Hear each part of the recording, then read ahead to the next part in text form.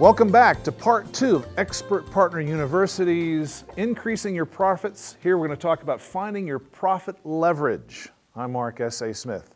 And what I mean by profit leverage is, where do you want to put time, energy, and money that will most rapidly increase your profits? Now I do have to warn you, this is the part with lots of math. It's okay, I'll walk you through it. Are you ready? Okay. So, if you are running your company, you'll typically have a profit and loss sheet that will have sales, cost of goods, payroll, other expenses, gross margin, and then accounts receivable. And the idea here is you take your sales and you deduct your cost of goods, you deduct the payroll, you deduct the other expenses, and you end up with your gross margin. Now this is just a typical numbers. Your mileage may vary. So what we want to do to figure out the profit leverage is to look at a 1% improvement in any one of these categories and see what the improvement in the bottom line profit will be. So let's start off with sales. If we can improve sales by just 1%, that's a $10,000 improvement in sales. And if we add that to sales without any change in the cost of goods sold, let's just say that we increase our price by 1%. Okay? If you increase your price by 1%, you increase the sales, but it doesn't cost you anything more to deliver that. Okay, a little bit more compensation to your salespeople, but it's so small we can ignore that for this particular exercise. So that increase in sales with the increase in price by 1% is going to go straight to the bottom line. So we increase our gross margin by $110,000. And if you take a look at that, we have an increase in profitability of 10% because $110,000 is 10% more than $100,000. See how that works?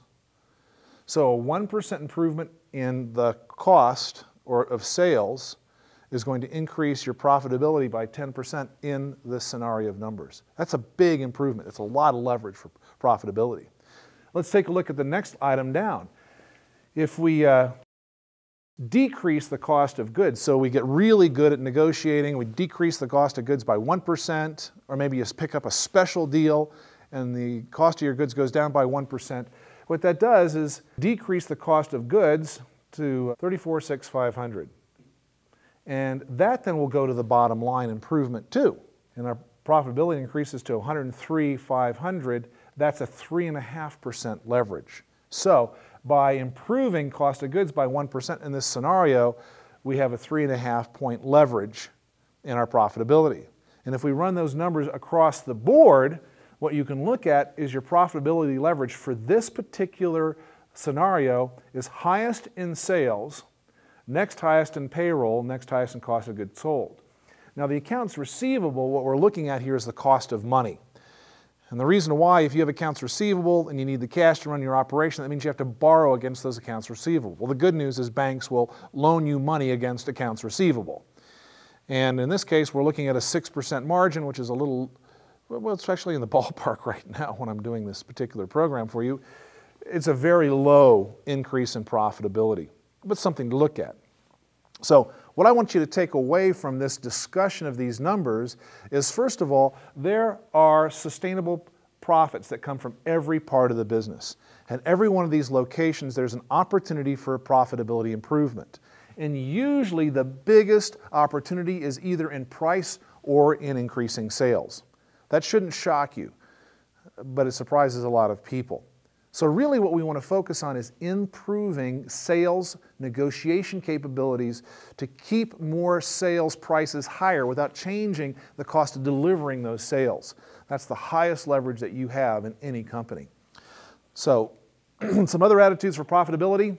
Jan Carlzon wrote an extraordinary book called Moments of Truth. And Jan took an extraordinarily unprofitable company, Scandinavian Airlines, back in the 70s, and in a year he turned them around to be the most profitable airline in the industry at that time. And the way that he did that was with two fundamental concepts. One was Moments of Truth, which is the title of the book. And what Jan said is, you know, every time a customer interacts with our staff, it becomes a moment of truth. Are we going to be who we say we are in our advertising? He identified that there were 5 moments of truth every time a passenger flew his airline. And his goal was to make each of those 5 interactions to be extraordinary for the customer, where they were, without a doubt, the best airline, the best choice. The other one that I think is extraordinary is a concept of the rule of 1%. Jan said, it's not about doing any one thing 100% better. It's about doing 100 things 1% better. And you can see how that ties completely into this discussion about profitability leverage. If all you do is increase these areas by 1%, you have huge increases in profitability that all add up to a much more profitable organization. So this creates a competitive advantage when you do so. And the reason why is your competition can't figure out quite what you're doing. For example, your business card is printed on a little better stock. That doesn't matter, says the competition. Your staff answers the telephone on the first ring. Competition answers it on the 4th or lets it go to voicemail. Oh, that doesn't make a difference, says the competition. You show up on time, every time, ready to go. The competition sometimes shows up a little late because of traffic or somebody's sick at home, and boy, that doesn't make a difference, says the competition. Yet you see, all of these things together create a difference. And that allows you to create a competitive advantage that the competitor will never, ever figure out. Other attitudes for profitability. Profit is not a dirty word. Unfortunately, some people think that profitability is not a good idea. It's ridiculous. You need to culture shift your entire organization where profitability is not a dirty word. Unprofitable is a dirty word. Me, I think obscene profits are a great idea. And think about it. A lot of companies wouldn't be in trouble if they had obscene profits. Now what happens is they have obscene executive compensation. That's not obscene profits. So that's a completely different world. Right? You with me on that one? All right. Other attitudes for profitability: make everyone in the company responsible for profit. Everybody is responsible for the profit of their part of the department. And when they do that, you're going to have a whole lot less leakage. Remember we talked about that earlier, breakage and leakage? So the way that you do that is share the numbers. Let people know what the profitability is. And if you're afraid that by sharing the profitability numbers they're going to ask for a raise, so is this a bad thing? You can talk about increasing the profitability, then raises go with profitability, don't they? Everybody wins. And then share profit contributions with individuals. Let's say, for example, that you have somebody that figures out that by changing the location of a wiring panel, you can decrease the cost of your power by 3%. Why not share back a portion of that savings with that individual to recognize their contributions to your profitability? By creating that incentive, everybody's going to be looking for ways to save the company money, to increase profitability. Everybody wins in those scenarios. And then equal profit sharing. This is an interesting concept. Usually what happens in a profit sharing organization that does profit sharing is they'll take this pool of money and then they'll divide it up by the ratio of everybody's salaries. So executives get more, people at the low end of the totem pole get a whole lot less because of the ratio of their income to that profit sharing pool. In a study done on the East Coast, and right now I'm sorry, the reference is escaping me. I could find it for you if you email me.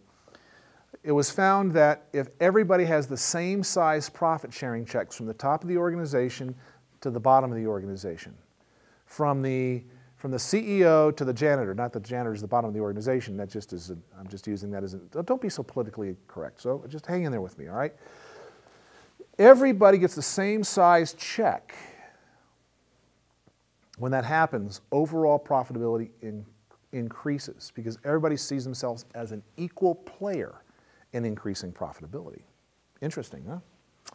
And then profit perks. And what I mean by that is if you're profitable at this level, we have these perks. You know, keg on Friday afternoon at the company cafeteria. Profitability falls, keg goes away. Profitability falls even more, coffee goes away. Remember? You know, Glengarry Glen Ross, coffee is for closers. So you might have a profitability sharing strategy that actually improves people's quality of work life. And what a great way of encouraging people to do that. Yeah, one startup company I knew was, they had, it was free lunches. above a certain level of profitability. Below that, free lunches went away. They still had free beer until it dropped below that, then that went away. Something you may wish to consider. That brings us to the end of this part of the program. Move on to the next part for more.